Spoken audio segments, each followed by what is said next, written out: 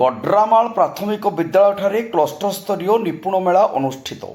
ନୂଆପଡ଼ା ଜିଲ୍ଲା ସିନାପାଲି ବ୍ଲକ ଅନ୍ତର୍ଗତ ନୀଳଜୀ କ୍ଲଷ୍ଟର ସ୍ତରୀୟ ନିପୁଣ ଓଡ଼ିଶା ମେଳା ତଥା ମୌଳିକ ସ୍ୱାକ୍ଷରତା ଓ ସଂଖ୍ୟାଜ୍ଞାନ କାର୍ଯ୍ୟକ୍ରମ ଆଞ୍ଚଳିକ ସାଧନ କେନ୍ଦ୍ର ସଂଯୋଜକ ଶ୍ରୀଯୁକ୍ତ ରାକେଶ କୁମାର ମିଶ୍ରଙ୍କ ତତ୍ତ୍ୱାବଧାନରେ ଗଡ୍ରାମାଳ ପ୍ରାଥମିକ ବିଦ୍ୟାଳୟରେ ଅନୁଷ୍ଠିତ ହୋଇଯାଇଛି।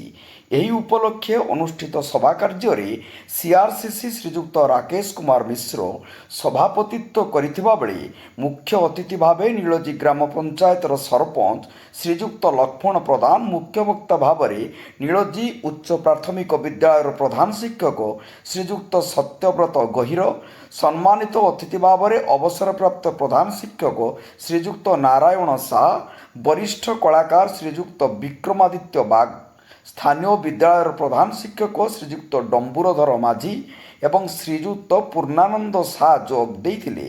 ଶିକ୍ଷୟିତ୍ରୀ ଶ୍ରୀମତୀ ସୁନାମା ପଣ୍ଡା ସ୍ୱାଗତ ଭାଷଣ ଓ ଅତିଥିମାନଙ୍କୁ ମଞ୍ଚକୁ ଆମନ୍ତ୍ରଣ କରିଥିଲେ।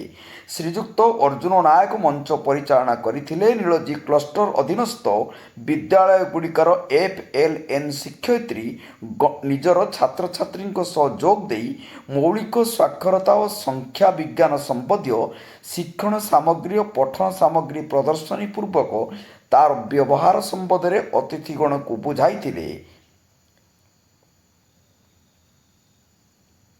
ନୂଆପଡ଼ା ଜିଲ୍ଲାରୁ ପରମେଶ୍ୱର ମେହେରଙ୍କ ରିପୋର୍ଟ, ଜନତା ଏକ୍ସପ୍ରେସ।